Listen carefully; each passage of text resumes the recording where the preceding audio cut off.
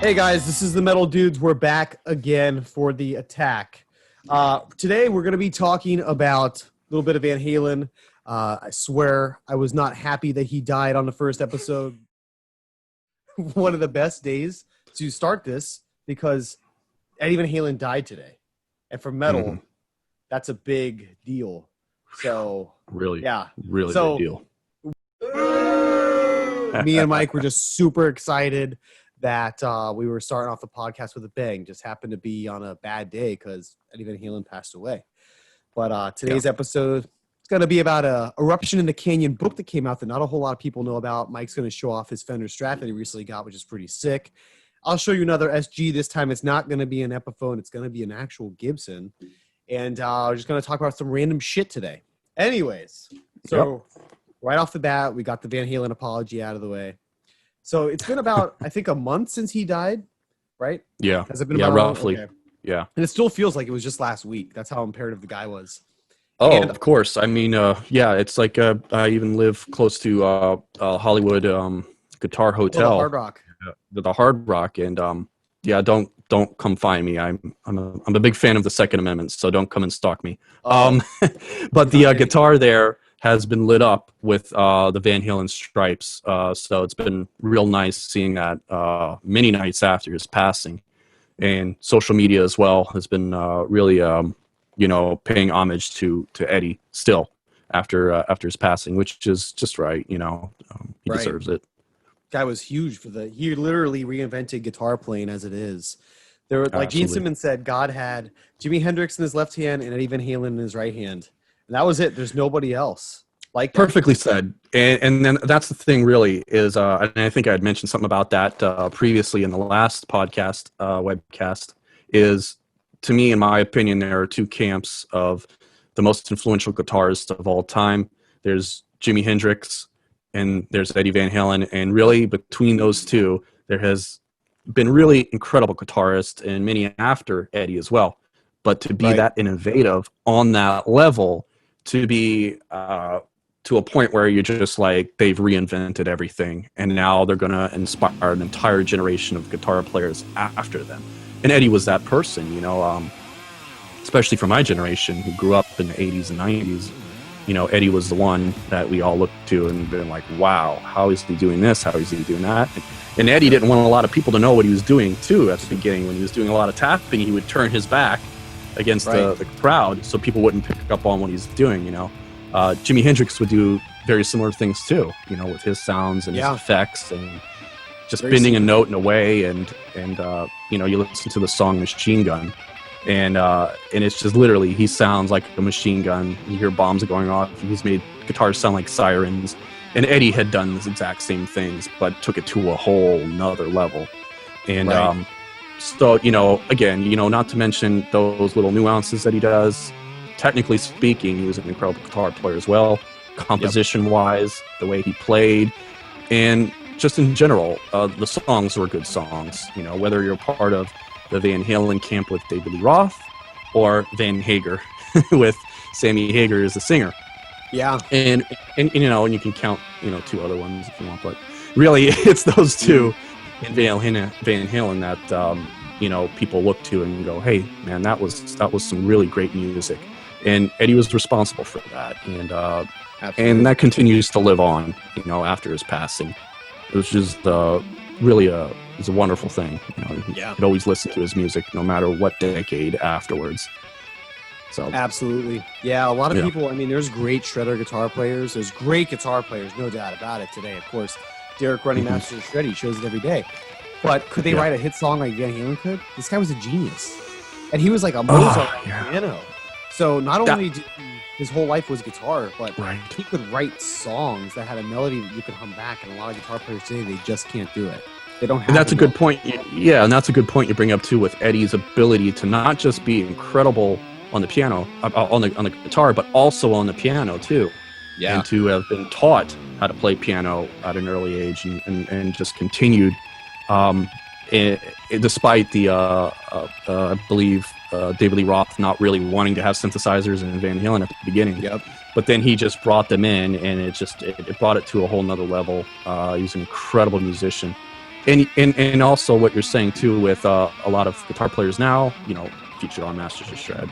Another shout out. Eventually we'll have Mr. Shred on this podcast. Eventually, yeah, he's got to join in.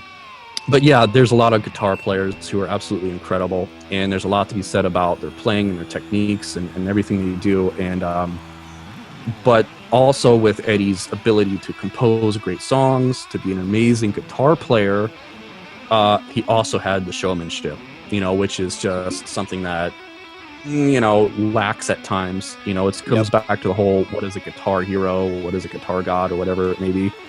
That was Eddie. Eddie was definitely one of that breed of guitar players who was iconic. The stripes, the red, black, white stripes, everybody knows what that is. Even if you don't really know, And I was telling Derek, I was saying, if you went to a guitar store and you didn't know anything about guitar and you saw a Van Halen Stripe 5150 or a Frankie, you'd be like, what type of piece of shit is that? That is so ugly.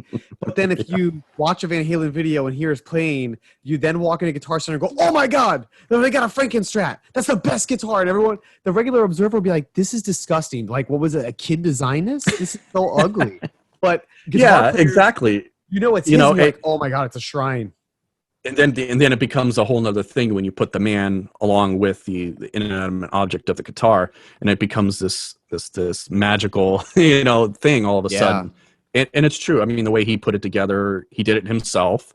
He spray painted it and he put the stripes on it. And he put a body and a neck together, and that was all Eddie's innovation. And some things worked, some things didn't. And and it also much like Jimi Hendrix, who decided to take a right-hand guitar and flip it the other way because he was a lefty. There's just these things that some of these guitar players do to their own guitars that they want it to sound the way they want it to sound, and no company can really give them that, so they do it themselves. And it just shows what kind of genius he was on that level as well, which is amazing, And I forget who it was. Somebody had said, and I don't know if it was Les Paul himself, I believe it was, but he had said that there's really three great guitar people who make guitars. He says that it's Gibson, Fender, and Eddie Van Halen. So it was kind of a compliment to how he constructed his 5150, his Franken Strat, and so on. Right. Yeah, absolutely. Nobody hot-rodded guitars like that. Mm-hmm. It was maybe Frank Zappa. He did some weird shit to guitars from what I've seen from the 70s, but that may have been after Van Halen. But literally the whole 80s period was about impersonating Van Halen. The guitar solos became wilder and crazy, and everybody was hot-rodding their guitars, and nobody had done that. And they were also hot-rodding their amps. Like Van Halen used that Variax controller unit, and nobody was doing that. And now every amp has gain, and every amp wants to be turned up to 11 because of Eddie Van Halen.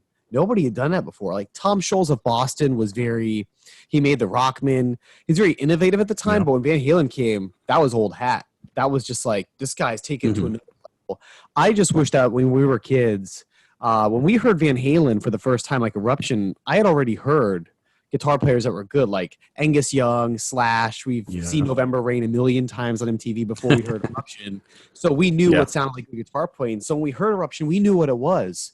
But for a lot of people back then in that era, 78, when they first heard Eruption, guitar had never been played like that before. It was wild. So it was. It was, and my father has been, and I talked about him previously too. He saw Jimi Hendrix play, and he said how people were so in awe of what he was doing that their mouths would drop. He said, that whole generation of baby boomers or whatnot. When Eddie Van Halen came on the scene, they had the exact same reaction of, what is this guy doing? It is so different than anything else we've heard. And it's also funny because I think of Back to the Future and with Marty McFly playing Van Halen, it's just like, it was such an iconic person within the 1980s as well, with his imagery and everything. And Michael Jackson having him play on the Thriller album, with Beat It, doing a solo in that. No less. Yeah, exactly.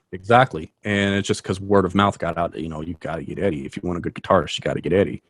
And that's just how he was, and continues to be even after his passing, of how many people are going to be influenced by him, and maybe to a degree, generations that may not have been as familiar with Van Halen, because they haven't put anything out in a while. After his passing, they're aware of him, and maybe that might inspire them as well. Another generation after, to pick up the guitar and possibly, want to be like the great, the goat or Absolutely. whatever. Yeah. I know. I was telling Derek, because all these Van Halen videos are popping up now that I've never seen before, or I just generally didn't care to look into because he was alive. Mm-hmm. So of course, when somebody dies, the fever for that person increases Yeah. in temperature, and everybody has to rush out and buy it. Like all the Van Halen guitars are selling out. Mm-hmm. Like the standards, the specials, the Frankies, they're all sold out and they're on back order right now. So there's none in stores. There's none you can get online. But once things simmer down, you're going to have an excess of amount of his guitars out there, because just like Dean did when Dimebag Darrell died, they've been living off that guy's name since 2004, because at that moment, everybody wanted that Dimebag ML or the Razorback, and now they're so overproduced that it drives the value down. But apparently, they're making the Dime Slime models, and those still sell for $850 to $900 a pop without a case, and they're made in China, and people buy them. They say they're good though, but of course, I'm done with the imports unless it's newsflash. Hold on. I always say this. Here's the thing with buying guitars. You can't say I'm done buying guitars, because you never know when one's going to pop up for sale and it's a great deal, and you're like, oh, I didn't plan on getting this, but I better get it before somebody else does because it's a great deal.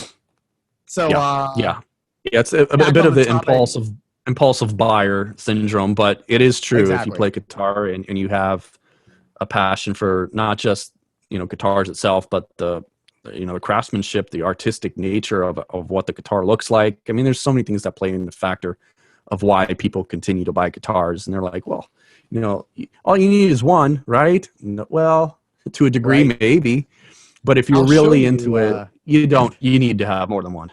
It's just how it is. Absolutely. Especially if you play, it just turns into a spiraling thing.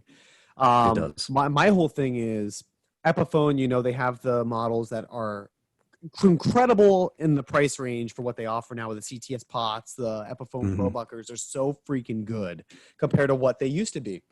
And they're coming out with a limited Joe Bonamassa. I already saw it at Guitar Center about 2 months ago. They had it, but it didn't say Joe Bonamassa anywhere on the headstock or on the tag. It just said Les Paul Deluxe Epiphone. I was like, it's $8.99, comes with a case. What the fuck is this thing? Like, it was black. It had yellow binding and a deluxe crest on the headstock. No name on it. Now I come to find out it's Joe Bonamassa, but it was there one day. We go back to the next day, they sold it. And I know this because I went to the Guitar Center the day before, and then it wasn't there. So we go there on like Saturday, it's there. Sunday, it's gone. The guy said, yeah, we sold it. And we're like, what the fuck was that guitar? So I'm going to show you what that guitar was. All right. Real quickly here, if I can find the freaking page. Okay, so let me share that here, pull that up. For whatever reason, this isn't showing up. Okay, right here. All right. Can you see this page that I'm on right now? Yep. Okay, perfect. All right. So that is the Joe Bonamassa Black Beauty, nice. A replica of his guitar. Now, this one's made in China. They all are. But look at the headstock. It's got the Kalamazoo headstock. And it's just got that yellow binding. And those tuners are so strange. I remember when I saw them in the store, I was like, what is this shit? You gotta love that yellow binding, too. Yeah. Oh, dude. It reminded me of like nicotine stain look. Yeah, like Bumblebee from Transformers. I was like or like a Pontiac Firebird or Trans Am is what I thought. The Trans Am black and gold look. Right? Yeah, I love that. I love that's black what and it looked together. like to me. So I'm not a 3 pickup guy, but you got to admit that looks cool. The binding makes it, and it comes with an ebony fingerboard, so it's not cheap pop Faro like they're put on everything. And the tuners are like these weird tuners that are time specific to the ones that Gibson put on his original that he has. Now, that guitar is $799 online, and it comes with a case that is freaking sick. I got to find you the case here because it's got a gold interior, and it comes with this guitar for $800. So you're getting a lot of bang for the buck. So if you can see it here, this picture here looks like it's going to show it. Now, do you see that case, dude? Look at that case. Yeah, that's nice. It's gorgeous. Now, what other Yeah. guitar can you get that's a premium guitar with a hard shell case with gold interior like that for $799.99? There's nothing. Yeah, that is a great deal. I mean, it And really is. yeah, For the money? what they Yeah. did with the headstock, just giving it that bigger open book, more Gibson look to it, it doesn't look thin and tiny. So No, not at all. that's probably going to be my next guitar purchase, just because I can get a pretty good deal on a brand new one right now. So there's that one, but can you see what I'm looking at right now? Yeah. Okay, so when I was saying you can With the never have green. enough guitars, yeah, this is a slash Epiphone Les Paul. And coincidentally, so we got green in the background, but this has nothing to do with this. I just thought of this right now. You planned all But, this out. Yeah. Yeah. So last weekend, of course, I had nothing better to do. So as I'm driving around the passenger seat in the car with Derek, I'm on GuitarCenter.com looking up used gear. This guitar is super rare. Even though it's an Epi, it's still a slash Anaconda Burst Epiphone. And you'll never see them online for anything under $1,000. It just doesn't happen. And they're limited run, out of production for years. And they had this on Guitar Center Nevada for $549.99 in great condition. With one picture, it was just a general picture of the front of it, which doesn't help because I bought a guitar from Guitar Center before. It was that cheapo yellow Steve I. Ibanez Gem Jr. So it was like $399.99. And dude, when it came with cracks in the neck and everything. Like there was cracks in the neck pocket. I had to send it back to them. And they said it was excellent condition. So I don't trust Guitar Center. So they're in Nevada. It's like 12 right now, our time. And I'm assuming they're probably not open because Guitar Centers don't open till like 10 or 11, especially on the weekends. So I'm calling them like fucking crazy. And I can't get anybody on the phone. Finally, some guy picks up. And I'm like, hey, man, I just want to know if you can do a quick rundown of this guitar for me and see if it has any imperfections or anything. He's like, okay, what guitar? It's an Epiphone slash Anaconda Burst, the green one. He's like, okay, give me 1 second. Let me go grab it. I wait about 10 seconds. And he says, oh, dude, terrible timing. Someone's paying for it right now. And they're the first ones that get to have that. And I'm like, fuck, man, are you kidding me? I'm like, well, I guess it wasn't meant to be. But that guitar, I mean, it's super cool. It's got the slash Alnico 2 Seymour Duncan pickups in it, the 50s wiring, the old school toggle switch. And it has his like little insignia on the back of the headstock with the vintage tuners with the ebony fretboard. I see that, yeah. The one thing that made me apprehensive about just buying it online when I had the chance was the old headstock. Because I don't care for it as much as the new ones that are wider and they look more like a Gibson. So the old headstock is skinnier. It's okay with the Les Pauls. You can get away with it. You don't notice it because the Les Paul body is bigger. But when that's on an SG, you can immediately tell that's the wrong headstock. And that's why the new SGs, like I have over here, they have the bigger headstock for the 2020 model. It looks more like a Gibson. Like if you saw it, you'd be like, oh, wow. You wouldn't notice the headstock says Epiphone. Like that's how well made and how much better it looks. But when we're talking about, we always say we're never going to get another guitar. Well, you can't really say it because they just pop up. This one popped up out of nowhere and I almost bought it and I didn't. So yeah, that's that story there. Now, what I wanted to go over real quick back to Van Halen was this video I found when we're talking about, everyone posting these bootleg Van Halen videos out of nowhere. This is a video of Van Halen. And obviously, 1978. Wow. Yeah. So this was like opening for, I forgot who it was. It made an opening for Montrose and Journey. I think that's the tour it was on in 78, one of the first tours. And you just see the energy these guys have live. It's freaking incredible because nobody was playing with that energy. And especially the technicality that Van Halen was playing with at that time. And it's just so much young energy. They didn't all hate each other yet like they did in 84. They didn't get on each other's nerves quite yet, yeah. Yeah. They just sounded freaking incredible. And for 78 footage, the sound is great. You'd think it would be so shitty and it would just look terrible, but it actually works. And you just see this is why these guys became like the biggest American rock band in history. They were just that damn good. Of course. And I actually read they all delivered. Yeah. I read Ted Templeman's book recently, the guy who made all their early albums. Yes. And he was just saying how when they were opening for Journey and Montrose, they didn't realize how good Eddie Van Halen was. And Montrose definitely was like overshadowed by Eddie Van Halen. And at that time, Ronnie Montrose was a guitar hero. And if you listen to Montrose and you listen to Van Halen, there's a disparate difference there, like a huge difference. Van Halen was worlds above Montrose. I don't care what anybody says. Montrose was a very basic 70s run-of-the-mill style guitar player. Van Halen was just doing shit nobody else could do and get sounds out of Van that. Halen was the new guard essentially. Oh, He was he bringing reinvented it. into what eventually the 1980s would become. He was the one to start the transition, you know, and then transcended afterwards. Absolutely. But yeah, I mean, I'm sure anybody who didn't know who Van Halen was and saw them live and saw what Eddie could do, and a lot of credit to also, you know, David Lee Roth, you know, doing his kicks and jumps and flying, and he's perfect front man ever with that stage presence. They were just undeniable, and I'm sure it shocked a lot of people, you know, thinking, 100%. who are these guys, you know? But it definitely brought in the 1980s whole rock and metal American scene of musicians, you know, from the early, you know, 80s. Well, I guess late 70s actually when they started. Yeah, absolutely. And then, you know, Motley Crue kind of reinvented it when they came out and everybody started doing the glam stuff because Van Halen wasn't glam.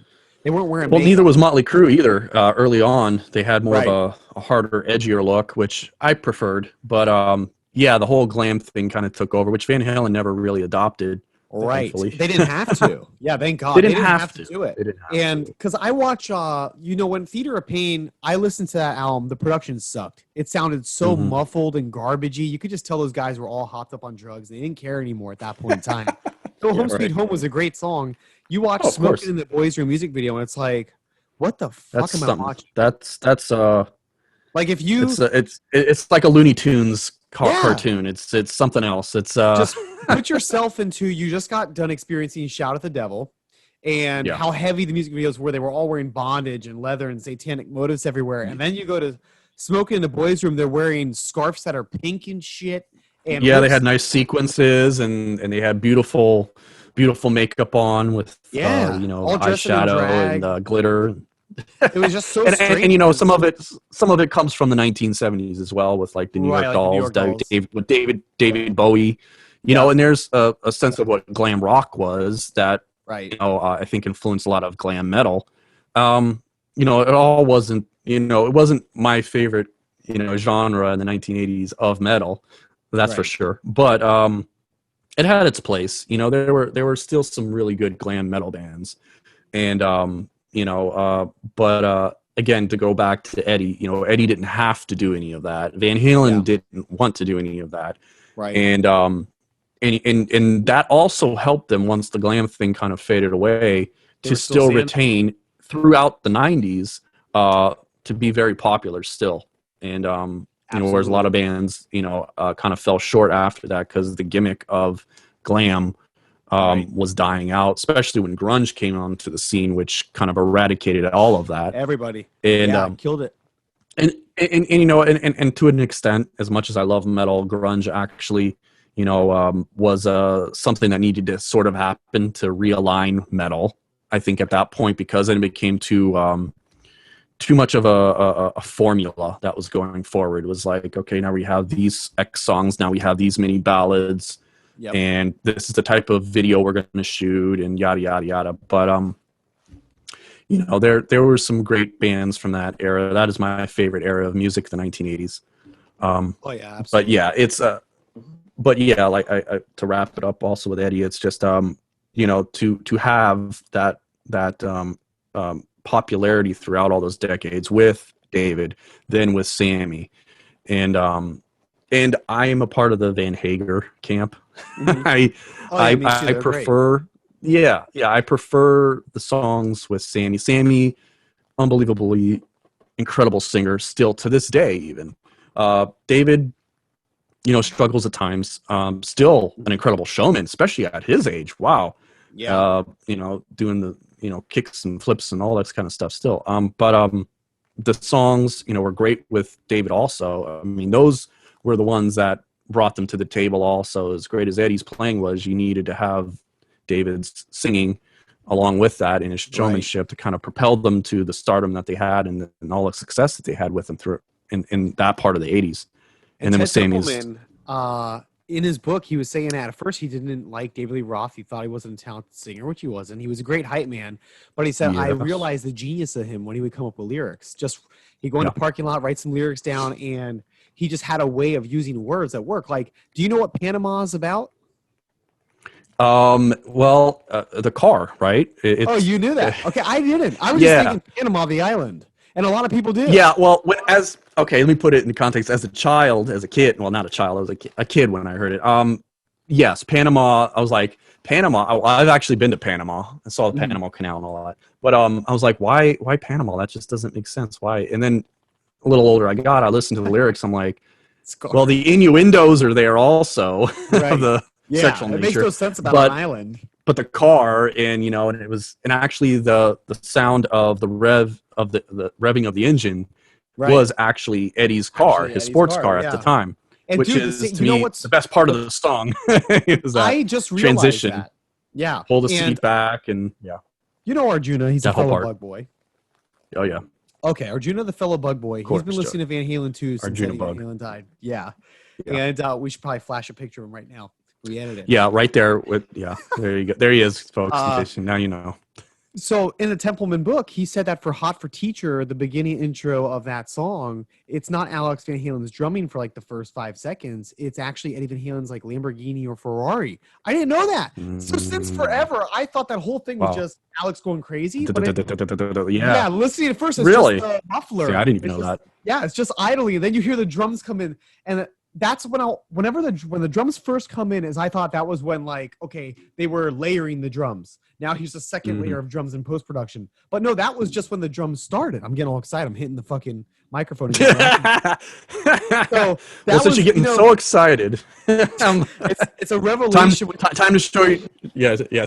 Time to show your. You never knew, and you're like old. It's like, wow, you could still learn something new every day, because I had no freaking inkling. So the bummer of the book was that it was $18 for the hardcover. I didn't buy that. I paid $10 for the Kindle, but it was worth it just for that factoid. Yeah. Now, actually, another thing in that book, hopefully Ted Templeman doesn't sue us for this, since we're giving away all the secrets. Yeah, I know. It's all over the place on this video. Here's a shot of here and the photo here. Okay. Because he produced David Lee Roth's first solo album, Eat 'Em and Smile, and also the EP. And he said when they put that band together, like how talented all these guys were. He just unbelievable talent with Billy Sheehan, Bissonette, and Steve Vai.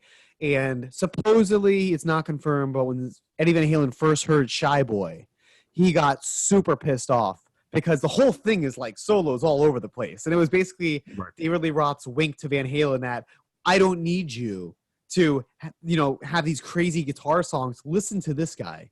And honestly, Steve Vai is like probably one of the best guitar players in the world ever as well. Along with Van Halen. I mean, he's definitely up there in the top top 5. Alien type plane. And I could only imagine Van Halen, Steve Vai was maybe on the radar, but probably in the rearview mirror. And then he heard that and was like, oh my God, this guy's just trying to one up me. Like, are you kidding me?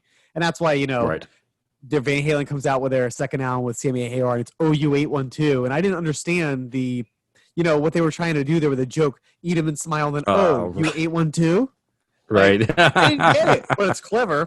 It is. Anyways, so besides the point, while we're still on Van Halen, let's close it off real quick. I'm going to share this. I don't know if you know this, but apparently Wolfgang Van Halen is going to be on Howard Stern's show on Monday releasing his first single.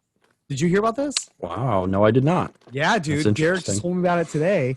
So I don't know if he's going to be interviewed or if they're just going to play the song, but you're going to hear the first Wolfgang Van Halen single. Well, that's definitely something to check out then. Yeah, apparently he didn't want to release it. He thought Eddie was going to be alive when he did, but that didn't work out as expected. So yeah. I heard there's also a vault of music that Eddie never released. Like that millions maybe at some point Wolfgang might feel comfortable enough to release those later down the road if he wants to as well. That would be really nice. It's kind of this weird thing post-mortem, musicians releasing music. But it would be a crime for, his fans not to hear some of the stuff, that, he didn't think was bad, that he was just waiting on possibly releasing at some point. You know, 100%. you don't want to hear like any screw ups or something like the song sucks so much it'll never see the light of day type stuff. Right. Which No I doubt he outtakes. would. Yeah, which I would doubt he would even have. You know, because Right. everything he did was Everything sounds good. pretty amazing. Yeah, but Yeah. well, that book is really interesting. I have to say though, that's something that I'm gonna have to check out. You know, for sure. Okay, so the book Mike is talking about, everybody, is called Eruption in the Canyon. And probably nobody has heard about this, and I'm going to expose it. So basically, I, as well as a whole bunch of other Van Halen fans, went on Google and eBay, or not Google, but Amazon, looking for Van Halen books, any books, picture books even. They're all sold out, and they're asking for tons of money. So it's really difficult to find any. And then I remember there was a story that came out a few months ago, maybe even a year ago, about a guy who was filming all the rehearsal footage and living with Van Halen at 5150, documenting everything. So this is for the reunion tours in 2004 when they were recording the 3 tracks for the Best of Both Worlds compilation with Sammy Hagar and Michael Anthony. And then also in 2007, they hired him back. Hired, I use loosely because he never got paid apparently, for the David Lee Roth reunion tour. And this guy documented the photos. He recorded all the rehearsal footage at 5150. So he has a ton of shit. However, he can't release it or ever show it to anybody, or he's going to probably go to prison because Van Halen, I think, sued him or something, and he doesn't want the information released out there. And a lot of people say there is so much live footage or just things they could release for Van Halen that just the record label and the band would not approve and never put out there. They just keep it very secretive, and nobody's ever going to see it, and it's not bad stuff. It's really good material and footage. So very unfortunate. So this wasn't the Let me see that. Let me see that cover again. Is it? Yeah. Well, I guess you have to click out of your screen for me to see. I can't see it though. Oh. Hold on. You have to. I'm seeing your screen. Okay, there you go. Let me see it. I got you. Yeah, that's definitely a good book right there to get. So I'll try and show the viewers some. We'll add some pictures in later. But this is obviously the period you can tell right here. This was around 2003, 2004-ish. As you can see by the Eddie Van Halen haircut there, it's kind of looking like that samurai period. And that's when they were recording those 3 tracks. And now my camera decides to get blurry. There you go. Guess that's not going to change. Well, you're underwater now, so yeah, I'm drowning. So here's a picture of Sammy Hagar. Kind of sitting there. I don't know if it's going to zoom in, if you could tell what that is. Yeah, I could see his curly hair. Yep. That's him down at 5150 Studios. I'm going to stop with a book now because the camera footage is absolutely terrible. Yeah. And it looks like I'm drowning. So not sure what's going to help reset that, if anything. But anyways, besides that. Take your hand and bring it back. Really? You think? Any better? I have no clue. I mean, yeah, sort of, I guess. It's good enough. I could still tell it's you. Gotta love the webcam. Yeah. Okay. So, anyways, the book, it's got pretty elaborate stories from when the guy was working for them, and he was just saying that Eddie Van Halen was one of a kind musician, like just insane musician. Nobody lived music like Eddie did, and he was gifted at basically every instrument.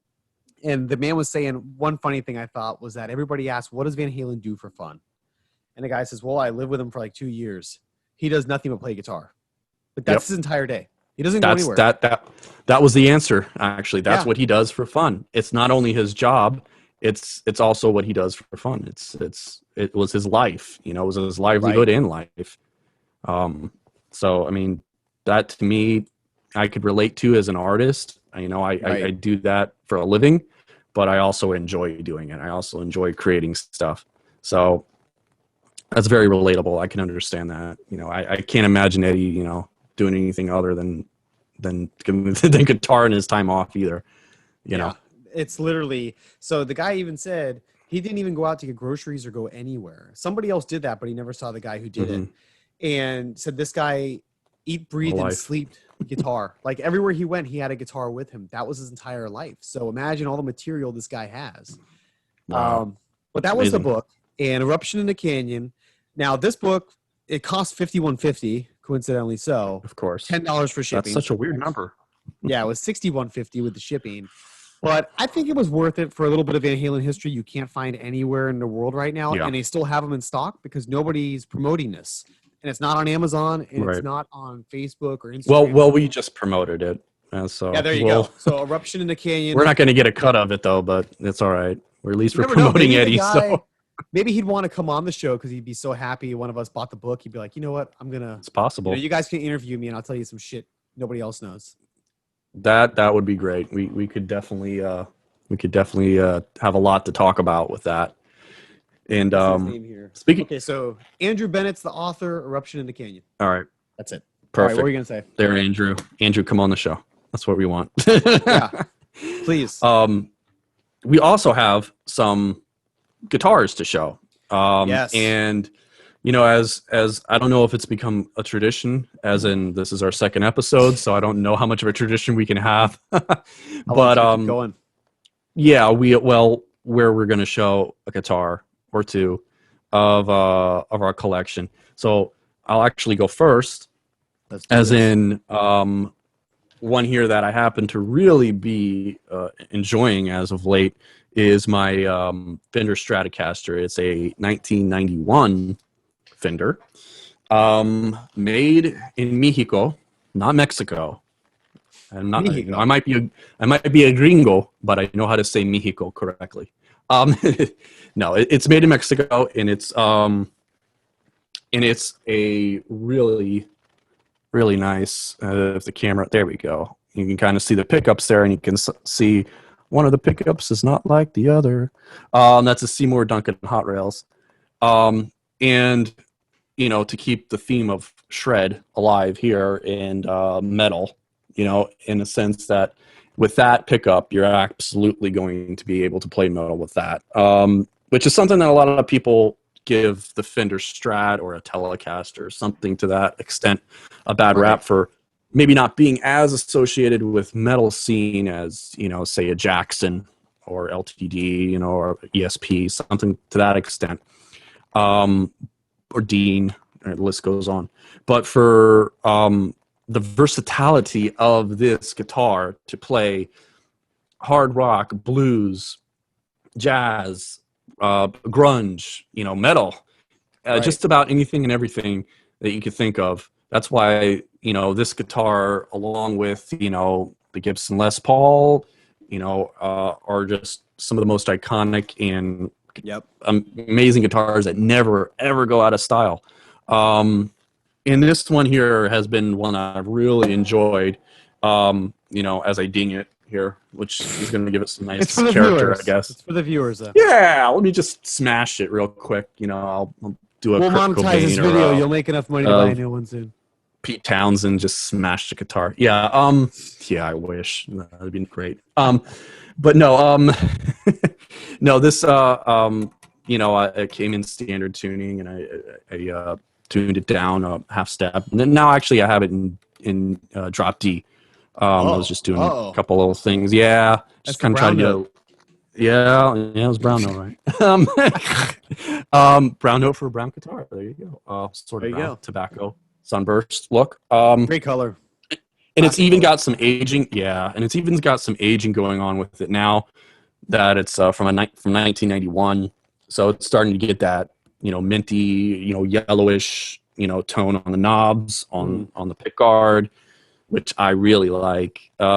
This guitar's had some play, some wear, on the neck. You can kind of see a little bit of, that it's been played, but it's not to a point where it's, gross and ugly and sticky and, which I just really enjoy with a lot of guitars is, as nice it is to have something straight out of the box, never touched, essentially by another musician or whatever. To have something that has been around the block and has some character like this one, I just really enjoy. And I've been playing this guy mainly lately, more than anything else. I'd say in the past month or so. Wow! I just really, really enjoyed it. And there you go, the headstock there, just to close things up with this one here. And awesome. And the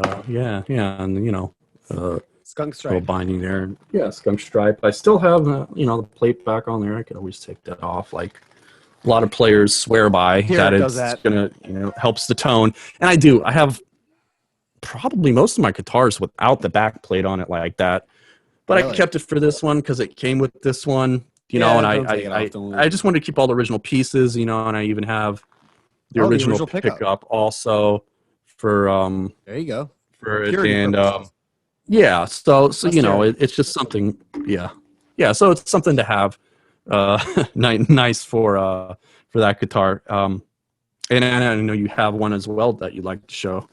Yeah, so let me share the screen real quick with the viewers so they know what I'm talking about here when we go into this. All right, so as you guys probably can see, there's a bunch of SGs behind me. There's 1, 2, 3. I'm about to fall. Okay, so they're all Falling over your love for your guitars. Yeah, falling over lovely guitars.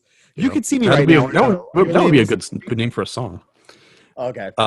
Yeah, I can see them back there. Well, sort of, Okay. yeah.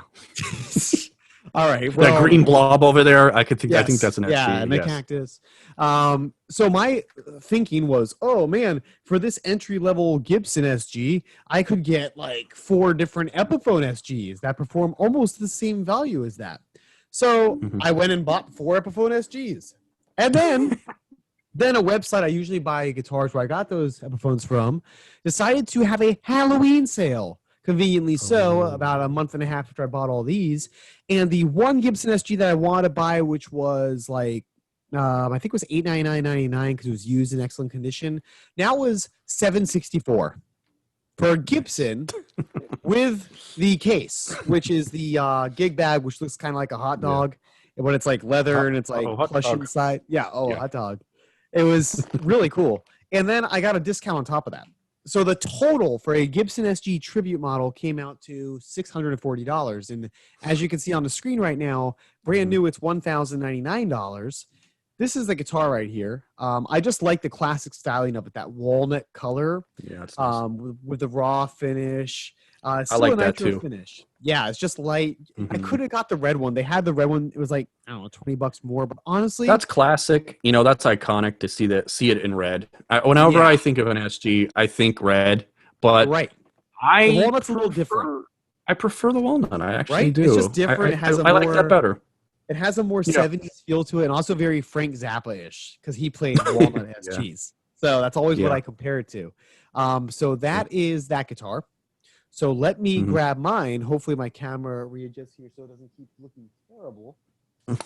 Right. Here's the case it came with. A lot of green going on there. Yeah. It's like a typo negative music video. Yeah, that's a cool case. I like it. Dude, it was like really nice. And it's padded inside, and it's just like, this is almost as good as a hard shell. Like, it's really a professional case.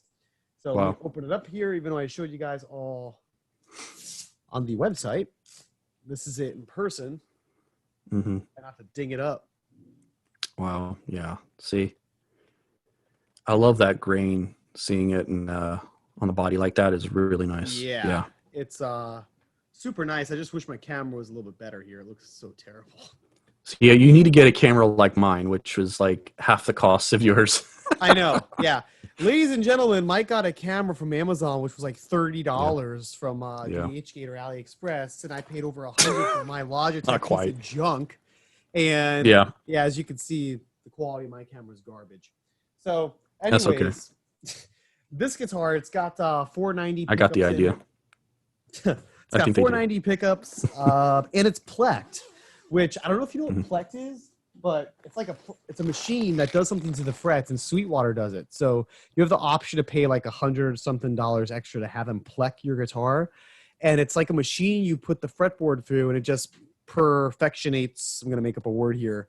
Your fretboard. It sounds legitimate. Yeah, perfectionates. Close enough. Yep. And so those guitars ship with them already plecked from the factory in Nashville. So that was a kind of a plus.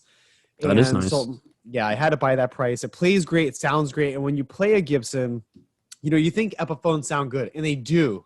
Don't get me wrong. The Pro Bucker pickups are great.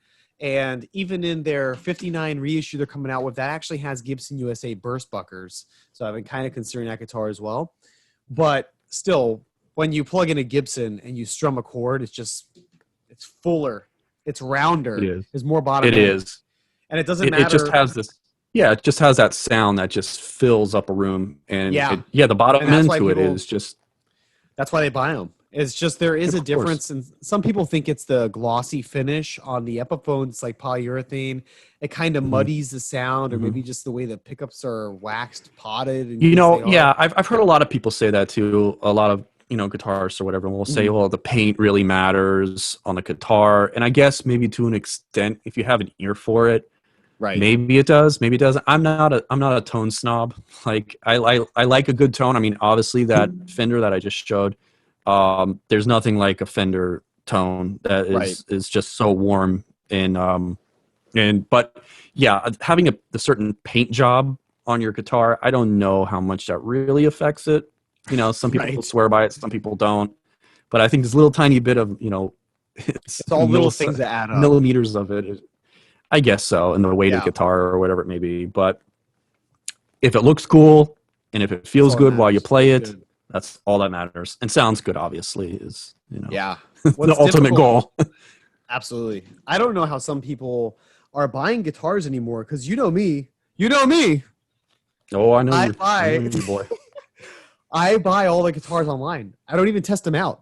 I just sight unseen. I read the Well, reviews and buy them online. And most now people, now now with the apocalypse, that makes sense. that's Most all you can people do do. that way now. Yeah. You don't But want to go to some Guitar people, Center and go, hey, yeah, I get really germs. would love to play that. Like, no, you have to. Are you going to buy it? Okay, let me get it Right. with my gloves and then just stare at it for a little bit. Maybe hold it. I don't know. So I don't know how stupid. it is anymore there. I haven't been there since COVID, but Ooh, but you know yeah, what? Before I forget, I don't know if I told you this, but Guitar Center you have to understand so many people are trading in their guitars now for money because as much as the yes, news wants to say COVID's not really affecting people and they're going back to work, no, they've lost their jobs or they've got yeah. their There's a lot of hours cut. people.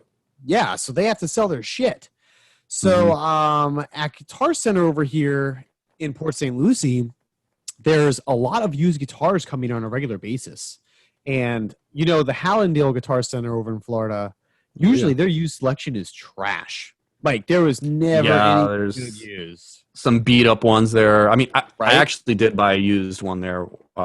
One You that I did? decided to do a project. Yeah, it's the one that I did the Was it the um LTD? the LTD. I Okay. have three Oh yeah, you did LTDs, but it's the the one that I did cracked. the crackle. Yeah, Right. the crackle look. So I got it for a real good cost, and I took it apart and I decided to sand it down and remove all the paint, ship it away. Mm. Long process, heating gun. I won't get into it now, but yeah. But I mean, if you're going there to get something that's beat up, sure, it's fine. But yeah, the one in Hallandale's selection is probably not the best. And maybe Right. some of you who are watching this go to your Guitar Center, and your Guitar Center might be similar to that, or maybe like you about to say about Port St. Lucie, Lucci. might. Or Yeah, St. Point Lucie. C. Is that what the kids call it there? Over there? Well, they Well, actually call it the I'm Pizzle. in Hollywood, so that's what they call it here in Hollywood. Hollywood, keeping it real. But Yeah, there you go. but the I'm selection's sure. better there at your Guitar Center, right? Well, I think more people are hard up for money here. Maybe people in Fort Lauderdale and Hollywood have better jobs, so they're not bringing their Maybe shit over there to use. But more. Yeah. me and Derek went there 2 weeks ago, and they Mm. had the Epiphone Richie Faulkner. So that's the guy from Judas Mhm. Priest, Oh and yes, so big fan of them. yeah, I didn't really care That's about the nice. guitar. I like the guitar; it looks just like KK I like Downing. it. Well, You see, know, I like the flying V look a lot. I've always yes. been Oh a well, fan you of already that. have, yeah. I have And two, I think. Yeah, two flying V's. Yeah, so I okay, like that look. I had three. and I did sell one a oh couple my years ago. gosh. Why I like it, I love the Judas Priest trident that's on the headstock. That is just so That's cool. identifiable. And that's usually with the necklace that I'm wearing, but got the Van Yeah. Halen one here since his passing. So I'm wearing that Very instead. very appropriate. But this guitar has a Floyd Rose 1000, which is actually what Van Halen was Mhm. using on his Wolfgangs, because the base plates they're using on the Floyd Rose 1000s made in Korea were the same of the original German ones, which Shaler doesn't use now on the German-made ones. So Correct. he had the Floyd Rose 1000 on his guitars, which Kiesel uses it on it, and they put that on his Epiphone, so it's got a quality trim, not a special. You got EMGs, 57 and 66s, I believe, which they're EMG, they're both actives, and that's awesome to have in a freaking Epiphone. And you got an ebony it is. fretboard and a satin neck, which feels really I good. always love the ebony fretboard. I always been fond of that. Oh, yeah, they're Rosewood's so much nice, but smoother. Ebony is just so so much smoother. definitely. It's more quality. I think it lasts longer. Yeah. And it affects the tone too. Mhm. And at first I was like, this guitar is just impractical. It's a flying V. You have to play it standing up or play it like Randy Rhoads would classically on the Uni. So Yeah, on Uni, that's how I didn't- play it. Yeah, I didn't really care about it. And then it stayed in the store for like 2 days. And I got a friend over in Ireland. His name is Brian Burkett, I believe. Mhm. This guy, killer guitar player. And he's got a huge freaking collection. And he pays even more money for his shit than we do because he's over in Ireland. So you got VAT taxes. You got to adjust the currency. So Euro. Yep. he's got some killer Bonamassa guitars and Gibsons, just awesome stuff. So we talked to each other about what guitars we're going to get, or we inadvertently end up talking each other into buying shit we don't need. Pretty much, that's the type of toxic relationship. Oh, so you do that with him too, like you do with me? Yeah. More so with him. It's really bad. Yeah. So I told him, I'm like, dude, they got this Epiphone Richie Faulkner in the Guitar Center across the street from me. He's like, wait, they got a fucking Richie Faulkner Epiphone over there? And I'm like, yeah. He's like, dude, you don't know how hard those are to find. I said, are you serious? Now the gears are in my head. I'm like, wait a second. Now I should probably buy this just as an investment. And I had no intention of it because I got so many freaking guitars now. And he's like, dude, I've been looking all over for those guitars. You can't get them anywhere, and you can't find them online ever. And when they do, they're like $1,200 and up. You'll never see them under that. And he's like, that guitar was $699, and I'm like, yeah. And now in my head, I'm like, shit, this is pretty cheap for what it is then.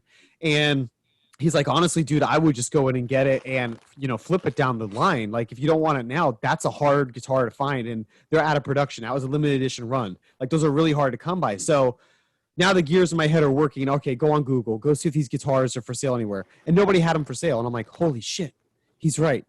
I'm like, what am I going to do? Yeah. Like, okay. I said, you know what? If the guitar if it's dinged up, and because it was all, Guitar Center for the expensive guitars, hanging them up high. And they do that with the used guitars as well. Always. Yeah, they don't keep the used shitty ones high. They put It's like them low. expensive stuff up there you'll never touch. Exactly. You got to ask for help. So I went over there. I told Derek, I said, AK Mr. Shred, in case these people don't know by now who he is. Yeah. I said, if it comes with the case, because I know it came with a Flying V gig bag. That was like a custom Faulkner gig bag. And if it comes with a certificate of authenticity, because all those signature models do and are autographed by the guy, like the Vivian Campbell has it, I said, I'll fucking buy it. Because that's worth it to me. You can't find them anywhere. It's out of production. Ebony fingerboard, Floyd Rose 1000, EMGs. And it's like, it's his official guitar, and it's got the hawk, the falcon on the 12th fret. It's really cool. Plus, the inlays really look like pearl. They don't look like pearloid trapezoid nice inlays. So we go there. I play it. Sounds great. Feels great.